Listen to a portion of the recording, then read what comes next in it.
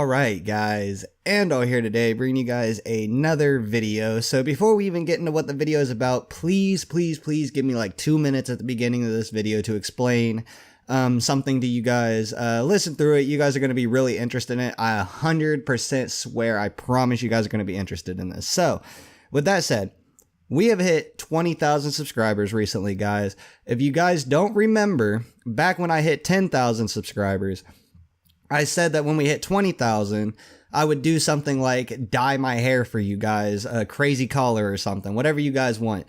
So I basically have decided that that's what we're going to do. We're going to dye my hair a crazy color.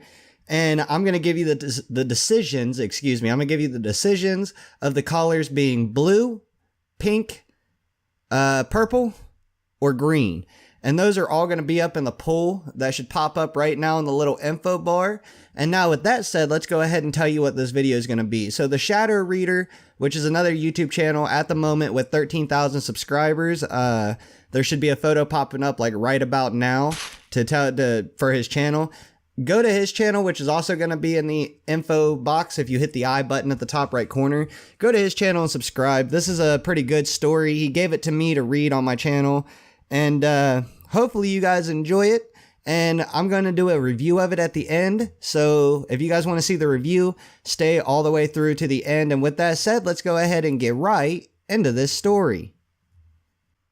My name is Officer Michael, and I've worked with the ABPD for about 10 or so years now. It's not the most exciting job in the world, but it helps pay for the bills and put food on my table. So I can't really complain. With that being said, my job usually was never easy for me. There were days that I had to work an 18-hour shift because of all the calls that the station were getting for simple mishaps. These would include small things like cats in trees, small fires, and the occasional missing a person, every now and then. Like I said before, my job wasn't very exciting. However, there was one small group of puppies that honestly turned my time at work from exhausting to amazing. These group of puppies were called the Paw Patrol. To say that these pups were a blessing would be an understatement. These pups, at least to me, were a god sent from the heavens above. These pups chase the police dog, Marshall the fire dog, Zuma the aquatic pup, Rocky the recycling pup, Sky the air pup, and Rubble the construction pup were a big help in keeping Adventure Bay at peace. Plus, their 10-year-old leader Ryder was a very mature and smart kid that not only formed the group into what they are, but even made the pups base and tower. Hell, I even got the opportunity to meet the Paw Patrol in person, and let me say, they're a really great group of pups. They're well-mannered, very polite, respectful of their authorities, and they sure love to play around. I can't tell you how many times they wanted me to stay and play fetch with them. Now you might think that with the Paw Patrol going around and filling in our duties, there might be some resentment by other cops, firefighters, etc. for them taking away some of the opportunities to make more money. But that wasn't the case at all. For years we had broken our backs to do some small odd jobs. But now we had the opportunity to actually focus more on real cases, so yeah, the Paw Patrol were truly amazing. However, that all ended about a year back, and let me just say that it was something terrible. I was in the office when all this happened. I was busy getting some much needed paperwork done, when all of a sudden, the chief busted out of his office in a panic. He told all of us to stop what we were doing and get ourselves to the Adventure Bay forest area ASAP. When I asked him what was the problem, he told me that he would explain everything when we got there. So I got up, got my police jacket on, made my way to my squad car, and drove down to the Adventure Bay forest area. It took around 30 minutes to get there. But once we all arrived, we got out of our cars and made our way toward the entrance to the forest. Once we all got there, I noticed that Ryder, Chase, Sky, and Rubble looked very scared and worried. I walked up to them and asked them what the problem was. "It's our pups, Marshall, Zuma, and Rocky," Ryder said with a worried look on his face. "What about them? What's the problem?" I asked. "Rocky, Zuma, and Marshall went out to go for a swim as well as help Rocky with his aquaphobia. About 4 hours back," Chase began, "but they haven't come back yet. We've tried to contact them, but they didn't answer. We tried looking for them ourselves, but for some reason, we can't seem to track their collars at all. We tried searching some more, but the forest was too dense to keep looking. Don't worry, Paw Patrol. We'll find them and bring them back safely. They probably forgot to take off their collars while they went swimming, and it most likely short-circuited them. They're most likely still at the pond swimming around," I said to him in a reassuring manner. Ryder thanked me for the service I was doing, and I happily accepted it. After that, I made my way back to the group of armed police officers at the forest entryway. The Commander-in-Chief, Officer Marcus, started grouping up us in pairs of 2 for a search party. Once he was done with that, he started assigning parts of the forest to each group of officers. Me and my partner, Kate, were assigned the main pathway of the forest. We both immediately entered the pathway and immediately started our search for the missing pups.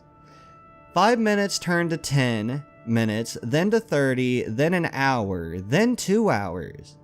We keep the searching as hard as we could, not leaving, quite literally, any stone unturned. After about 3 hours of searching, the sky began to darken. My partner and I immediately pulled out our flashlights and kept going. After about a minute of walking, I felt something become wrapped around my ankle. I lifted my foot and shined my light at what had caught my foot.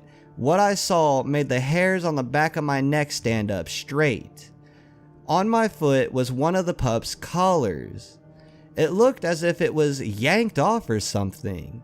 Or in this case, someone's body, as the plastic clasp that held the collar together was practically snapped off at one of the edges. The main badge that identified the specific pup and what they did was smashed to bits, and the front image scratched in numerous places. That made it almost impossible to identify whose it was. If the collar hadn't been there, there was also trace amounts of blood that stained a good portion of the collar. Honestly, I would have easily not known that it was Marshall's collar had some of the light red fabric not been visible from all that blood. I looked at the collar and then to my partner, who had a look of worry plastered on her face. I immediately grabbed my police radio and dialed into the chief of police. "Chief Marcus, this is Officer Michael. Hey, did you find anything? Did you find the pups?" "Negative of the pups, Chief. However, I did find Marshall's collar. However, it's covered in blood." "Alright, I'll call in a bus. Keep searching, officer." "Yes, sir, 10-4. I had put my radio away and kept looking around the dense forest. Now the sun had practically gone down at this point and the whole forest was covered in darkness, with only our flashlights illuminating the place. Me and my partner immediately started searching once again, and after a few more minutes of searching, we found Zuma and Rocky's collars as well, but in worse shape than the other collar I had found. The collars had not only been smashed to pieces, but also had been torn to shreds, like a claw had torn through the fabric. I felt anxiety fill me up as I pressed on searching, hoping and praying to God that the pups were safe. It didn't take long for me to get a small whiff of an irony smell. My partner and I continued to follow the path, with the smell getting stronger and stronger with each step. Then, without any warning, I wound up slipping in a small puddle of some sort. My partner had rushed up to me to see if I was alright, and I was. But once I shined my light at myself to inspect for any injuries, I saw a large amount of blood splattered all over my bulletproof vest, and a large puddle underneath me. I quickly got up and inspected myself for any wounds, but there were none. I shined my flashlight at the puddle of blood that I had slipped in, and I noticed a small trail of the crimson liquid leading toward a small clearing nearby. I felt hesitant to go, as I expected the worst to be there, but I knew that I had to. Slowly walking towards the clearing, guns cocked and loaded, we stepped into the clearing. I called out, "Marshall, Zuma, Rocky, are you okay? If you're here, give us a bark." It was then and there that I heard a small weak moan coming about 10 feet away from me. I shined my light towards where the sound was, and my heart sunk to the bottom of my chest. Holy shit.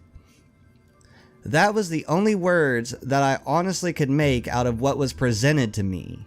Less than 10 feet away from me were the bodies of Zuma, Rocky, and Marshall, or at least what was left of them. Zuma's head was hanging from one of the tree branches. His head had been ripped straight from his body, his spinal cord holding the dangling pup's head firmly on the branch. Zuma's face was mangled and disfigured. One of his eyes had been stabbed by a sharp rock. Blood and eye juice still pouring from the mutilated eye socket, his lower jaw had been yanked and stretched into the point where it was completely dislodged from his skull, only being connected by a small slab of skin that hadn't been torn in the stretching process. His body laid in a bloody heap below his severed head.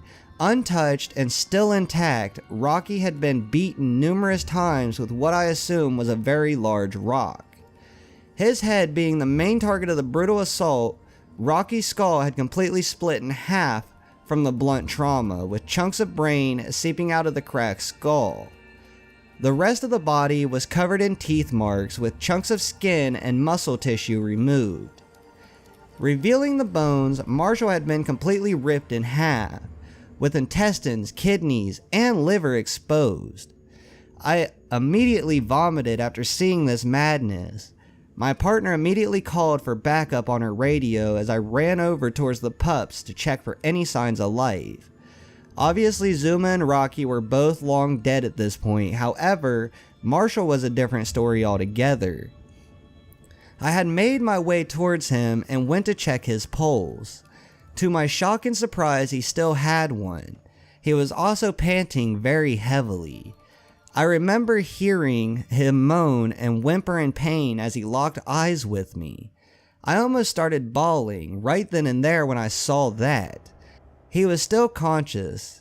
He then whispered to me, "Find my legs."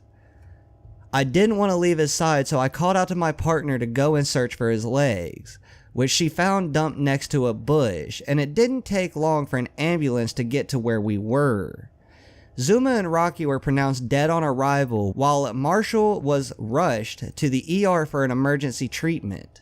However, he passed away during surgery about 2 hours later. I normally don't cry during 911 emergencies, but that day I bawled my eyes out like a baby. There was obviously a funeral for the fallen pups, and we, as well as everyone else in the town, were going to give them the best of the best. Each pup that had passed was buried in a coffin that was shaped and painted into the cars that they drove for each mission, with flowers and candles surrounding them. Next to the coffin was a large wreath with each pup image in the center of it. The mare herself was the one who presided over the funeral of each pup. Needless to say, the funeral was brutal to say the least. There wasn't a single person there that wasn't crying their eyes out. Even I was bawling my eyes out. Ryder, Sky, and Rubble were devastated to say the least. Rubble was bawling his eyes out. Sky was a wreck. Ryder didn't even look up at the coffins. And Chase, oh my gosh, Chase. He was completely inconsolable. He was the only one not seated in a chair. He was lying down next to Marshall's casket, with a small plush bear in his paws. He was weeping hysterically, not bothering to leave the side of his murdered friend. Anyone that would even try to move him, he would just sob some more and embrace the coffins like it was his life support. The funeral lasted for about 2.5 hours to say the least. Everyone, including Ryder himself, gave a very touching eulogy. They were all buried on the main hall of Adventure Bay Cemetery, with large tombstones decorated with gemstones and images of each pup inscribed on each slab of stone. The funeral concluded with each of the deceased pups getting a 12-gun salute from me and the other cops. After that day, there was a week's worth of mourning for everyone, including the rest of the Paw Patrol. I would have joined in, but I had a new case that I had to work on. The day after the funeral, I was at my desk when I was startled by a large file being slammed on my desk. It was a new case that I was going to work on. I knew exactly what it was for before I had even opened it. The rest of the day was spent trying to find suspects. However, there was very few leads. The only person that we even could have considered as a suspect was Mayor Humdinger. However, that lead wound up going cold real quick after a few questions and little evidence to back anything up. So yeah, we were pretty screwed to say the least. Day after day, the case grew colder and colder.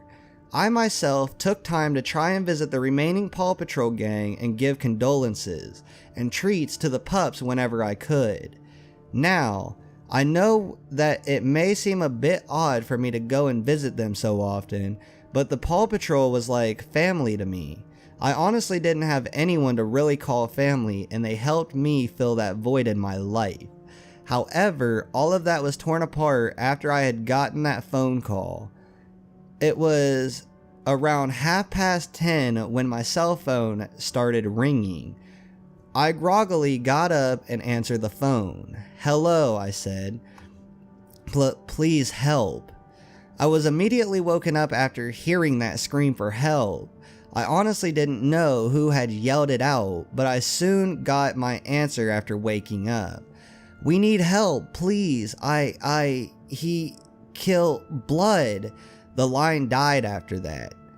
I knew that the voice was Ryder. I immediately got up, grabbed my gun, my radio, my flashlight, and ran to my car. I didn't care that I was in my pajamas. I knew that something was wrong and I needed to get there ASAP. I got there in less than 10 minutes, and as I got out of my car, I immediately heard nothing but deafening silence. This was a bad sign. I carefully maneuvered my way, gun in hand, to the front door. It had completely been knocked off its hinges, with scratch marks covering the front. I carefully peered inside of the doorway, only to see that the entire base completely trashed. Everything in the base was either smashed to bits or strewn across one of the rooms. There were also deep scratch marks that covered the walls like a morbid decoration. I searched around some more and saw muddy footsteps leading from the kitchen area to the back door. I immediately followed the footsteps, and that led me to a large cave on the outskirts of town. I quickly dialed up another officer. "This is Officer Michael. I have a 1027, 1054, and a possible 1063. I am currently at the outskirts of town near the main cave next to the forest. I need backup." I put away my radio and made my way into the cave. I didn't want to get my flashlight in case someone would spot me. I walked deeper and deeper into the cave until later I noticed a lone torch burning brightly about 10 feet away from me. I walked over to it and grabbed it. Then I made my way deeper into the cave. My heart pounding in fear, after about 10 minutes, I soon came across a large circular room of some sort. It wasn't barricaded or anything. The walls were decorated with lit torches that lit the room up enough for me to get a glimpse of what was inside. It was completely empty, with the exception of some gear and clothing in the middle of the room. I walked up towards the discarded equipment and my stomach knotted up. On the ground was the broken and tattered equipment and uniforms of the Paw Patrol. I started freaking out at this. What is going on? I soon noticed a small door at the end of a large room. I walked up towards it and slowly opened the door. The room itself, compared to the other room that I had just been, was a lot smaller and darker. I turned on my flashlight and noticed a large rusted cage and a door next to it. I slowly approached the cage and peered inside. To my horror, it was Chase, but he was completely motionless. I quickly grabbed at the cage door and yanked at it. It opened up rather easily. I immediately checked on Chase, and thankfully he wasn't dead or injured in any way. I wanted to just grab Chase and run out of that cave as fast as possible, but I knew that I had to find the others. I slowly grabbed at the door knob and opened it, just a crack. Oh, how I wish I hadn't. In the room, there was a large tar-like beast. It was around 7 feet tall with a twisted and lanky body. Its hands were long, blood-stained claws that warped and contorted with each passing move. The face was the worst part. It had no features whatsoever, with the exception of a large gaping maw with row after row of razor-sharp teeth. Next to that thing was the remains of Ryder, Sky, and rubble. I couldn't contain myself anymore. I let out a small scream, which I immediately muted as soon as it started. However, it was already too late. The thing had noticed me by that time, and it let out a blood-curdling scream. I immediately slammed the door. At this point, I was already shitting myself in fear. I felt the door being rammed by that thing. I immediately grabbed Chase and started to run at full force. All the while, that demonic monstrosity of a being smashed the door down and was chasing after me, with a speed that almost matched mine. I quickly pulled out my gun and shot the thing at least 6 times. However, it didn't seem to do anything. I dropped my gun and just kept on running. I heard the thing getting closer and closer to me with each passing minute.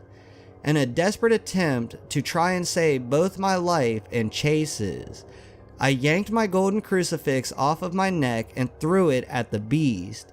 The crucifix made a perfect shot into the thing's throat.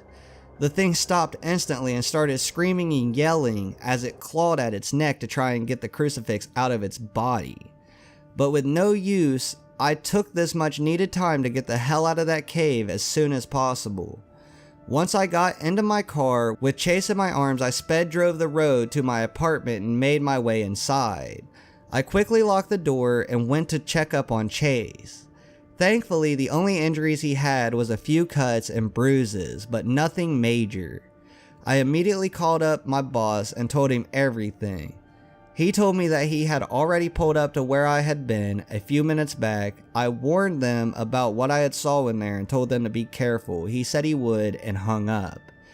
The next day, I quit my job and along with Chase moved out of town.